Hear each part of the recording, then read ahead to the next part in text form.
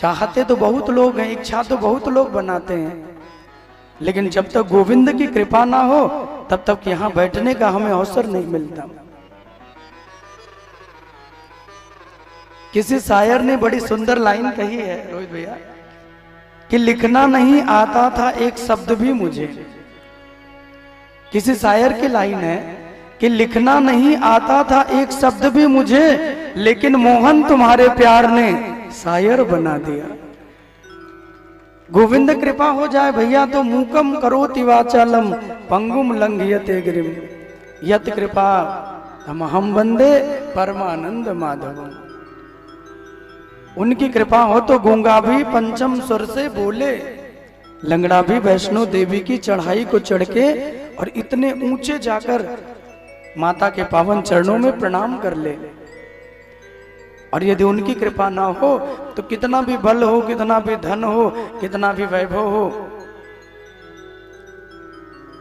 जब तक शरणागति भगवान के प्रति ना हो ना तब तक दुनिया में कुछ भी हो, लेकिन हमारा मान यश नहीं होता। कितने बड़े बड़े लोग दुनिया में हैं जिनके पास कितने पैसे होंगे। अयोध्या फैजाबाद में क्या कम बड़े लोग हैं? बहुत बड़े बड़े लोग हैं महाराज, जिनके पास इतना पैसा होगा वो खुद नहीं जानते क्या करें। लेकिन जिन्होंने भगवान के दामन को पकड़ लिया, अब कथा जब श्री इंदुबाला अग्रवाल परिवार में हो रही है तो अब जब 7 दिन तक ये कथा होगी या जितने दिन तक इस कथा की चर्चा होगी तो लोग क्या कहेंगे? बोले भागवत हो रही थी, कौन करवा रहा था? बोले महावीर शरण अग्रवाल, और अग्रवाल परिवार में कथा हो रही थी। तो जरूरी नहीं कि धन अधिक हो भैया, लेकिन गोविंद शरणागति से हमारा प्रेम जुड़ा है तो हमारा मान यश भगवान अपने आप बढ़ा देते हैं। प्रभु कहते हैं तुम मुझसे जुड़ जाओ, फिर तुम्हें कुछ भी करने की जरूरत नहीं है। भाई अर्जुन ने भगवान को अपना सारथी बना लिया, अपने जीवन की डोर भगवान को सौंप दी। उसके बाद अर्जुन ने थोड़ी कुछ किया, उसके बाद तो फिर जो कुछ किया वो मेरे कन्हैया ने किया। क्या नहीं करते भगवान भक्त के लिए। जब भीष्म पितामह ने महाभारत के युद्ध में ये प्रण कर लिया, दुर्योधन ने बड़ा डांटा, बड़ा लज्जित किया। आप अन्न तो मेरा खाते हैं लेकिन आप पांडवों की दुहाई करते हैं।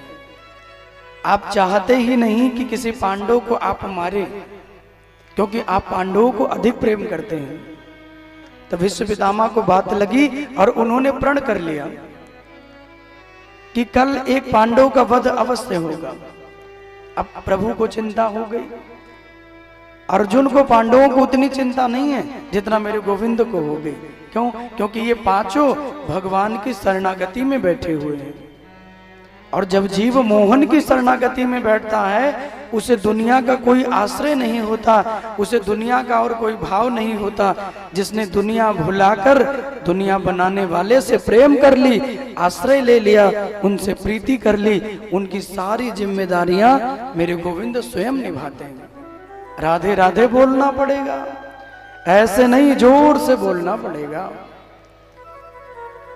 अब भगवान को चिंता हो गई, क्या करें प्रभु। दुर्योधन की पत्नी को भीष्म पितामह ने बुलाया और दुर्योधन से कहा कि अपनी देवी को भेज देना, आज अर्धरात्रि में वो मुझसे मिलने के लिए आए, मैं उन्हें अखंड सौभाग्यवती होने का वर दे दूंगा और जब ये वरदान मैं उन्हें दूंगा तो तुम्हें कोई मार नहीं पाएगा। दुर्योधन तो प्रसन्न हो गया और प्रसन्न मन लेके दुर्योधन ने अर्धरात्रि में अपनी पत्नी को भेजना चाहा, लेकिन वो अपनी देवी को भेजते उससे पहले ही गोविंद ने द्रौपदी जी को भेज दिया। और अकेले द्रौपदी जी को नहीं भेजा, बल्कि द्रौपदी के संग में भगवान भी चले। और कैसे गए? बोले द्रौपदी की दासी बन के भगवान गए। ध्यान पूर्वक सुनिएगा।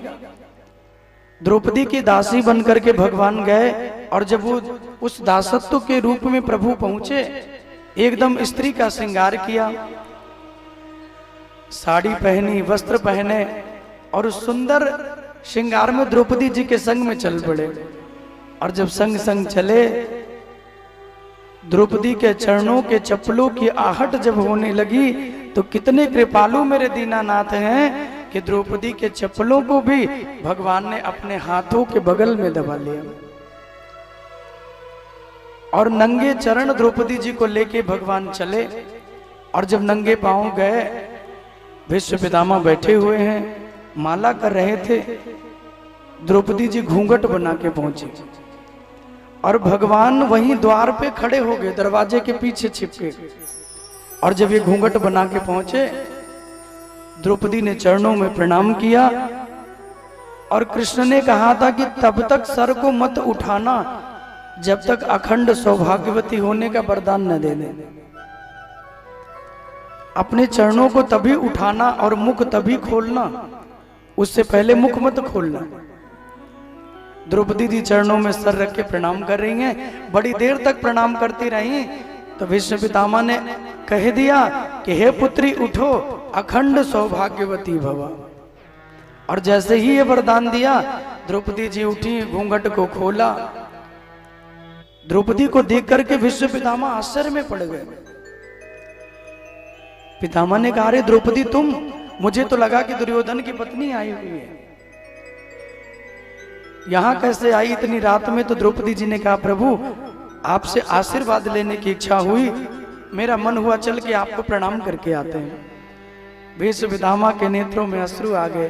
पितामह ने कहा कि नहीं नहीं, तुम अकेले तो मिलने आ ही नहीं सकती, मुझे मालूम है तुमको लेकर आने वाले कोई और नहीं, वो छलिया, वो कृष्ण, वो टेढ़ी टांग वाले हैं। अब भीष्म पितामह इधर उधर देखने लगे, भगवान कहीं दिखे ना। भीष्म पितामह ने कहा कि ठाकुर जी जहां भी छुपे हो जरा बाहर आ जाइए, एक बार मैं भी तो आपका दर्शन कर लूं, क्योंकि मुझे पता है कि द्रौपदी यहां आई हैं तो उनको लेकर आने वाले आप ही हैं, कोई और नहीं। दरवाजे के पीछे से भगवान स्त्री बन के निकले। द्रौपदी ने कहा कि मेरी सखी है। भीष्म पितामह ने रोते हुए कहा, अरे ये केवल तुम्हारी नहीं, ये तो दुनिया की सखी हैं, जिनका संग ये कर ले उसका बेड़ा पार हो जाता है। जिनके हाथों को भगवान पकड़ ले या जिनके हाथों को भगवान ने पकड़ रखा है, क्या वो कभी भवसागर में डूब सकते हैं? क्या उनकी नाव मेरे भाई बहन कभी भवसागर में डगमगाएगी? इसलिए मैं कहता हूं, नित्य गोविंद से ये प्रार्थना किया करिए, मेरा जुड़ाव आपसे बना रहे, मेरी भक्ति आपसे बनी रहे, मेरा प्रेम आपसे बना रहे। जीवन में मेरा कोई ऐसा कर्म ना हो, कोई ऐसा काम ना हो जिससे मैं आपकी भक्ति से वंचित हो जाऊं, जिससे मैं आपकी भक्ति से दूर हो जाऊं। पीछे से भगवान निकल के आए, भीष्म पितामह के नेत्रों में अश्रु आ गए। रोते हुए कहते हैं, गोविंद जो इतना भक्त वत्सल हो कि अपने सेवकों की चप्पल को अपने बगल में दबा के खड़ा हो, क्या उनके सेवकों का कोई बाल बांका कर सकता है? हे गोविंद, जिनके संग में तुम खड़े रहोगे उनका कभी कोई बाल बांका नहीं कर सकता। इसलिए हे श्याम सुंदर, आप चिंता मत करिए, आप जाइए। द्रौपदी ने कहा, प्रभु आपने मेरे पतियों को मारने का प्रण लिया, अब तो आपने अखंड सौभाग्यवती होने का वरदान दे दिया, तो अब तो ऐसा नहीं होगा ना। भीष्म पितामह रोते हुए कहते हैं, जाओ द्रौपदी, जिनकी रक्षा करने के लिए कृष्ण ने वचन लिया हो, जिनके प्राणों को बचाने के लिए गोविंद खड़े हों, उनको मुझ जैसे कितने पितामह आएंगे और चले जाएंगे, लेकिन उनका कोई बाल बांका नहीं कर सकता। राधे राधे बोलना पड़ेगा, ऐसे नहीं जोर से बोलना पड़ेगा।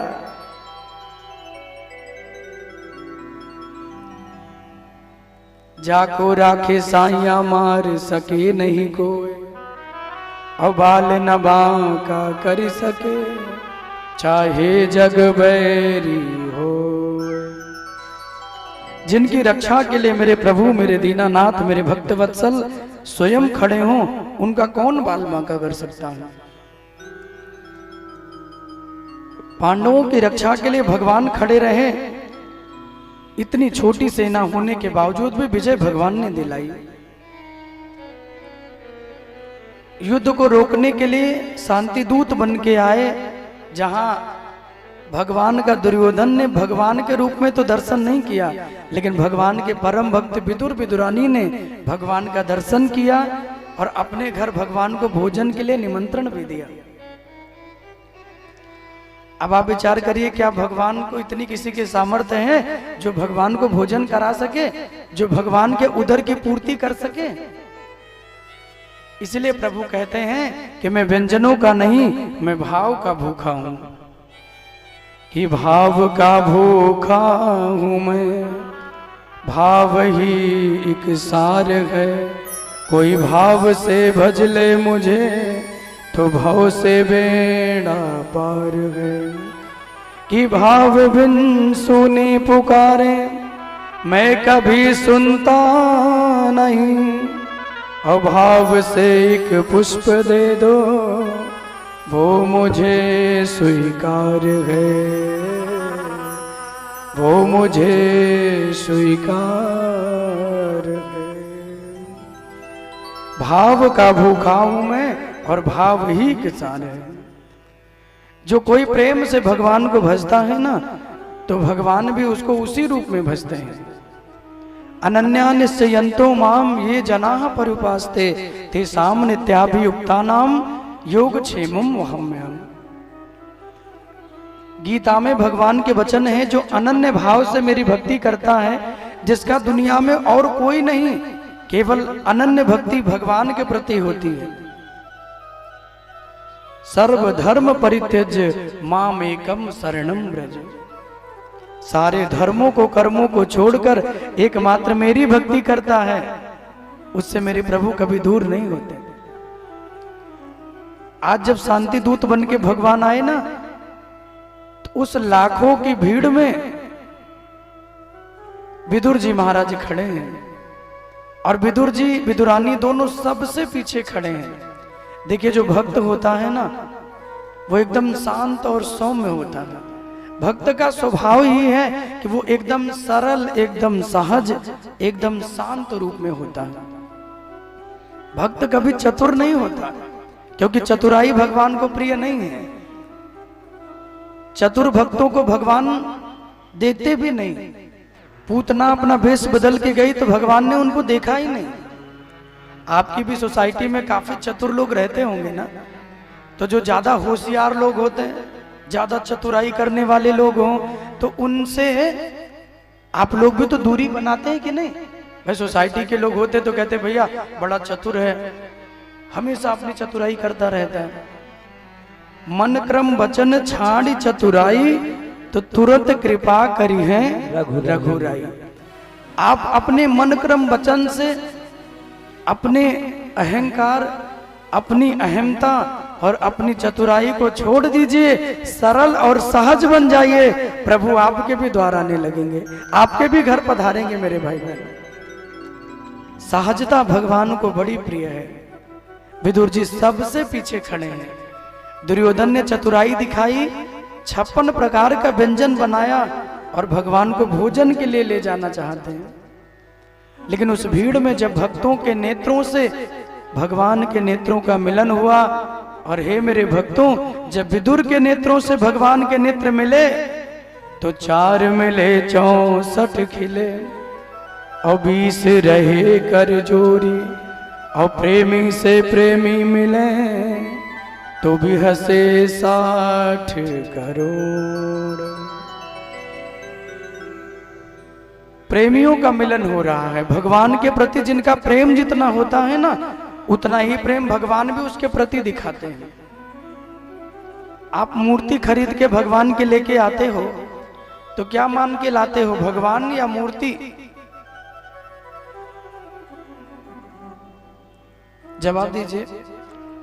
मूर्ति लेके भगवान की आते हैं, फोटो लेके आते हैं, तो क्या मान के लाते हैं कि भगवान को लेके आ रहे हैं कि मूर्ति लेके आ रहे हैं? ईश्वर मान के ही तो हम उन्हें लेके आते हैं। हमारे वृंदावन में लड्डू गोपाल जी को लोग दुकानों में मिलते हैं, अपनी न्यौछावरी लोग देते हैं और ठाकुर जी को लेके आते हैं। आप जरा विचार करिए, यदि उस भगवान को बेचने वाले के मन में ये भाव आ जाए कि ये भगवान है, ये ईश्वर हैं, तो ईमानदारी से बताइए क्या उन्हें वो कभी बेचेगा? क्या कभी उसकी अंतरात्मा कहेगी कि मैं प्रभु को पैसे के लिए बेच दूं?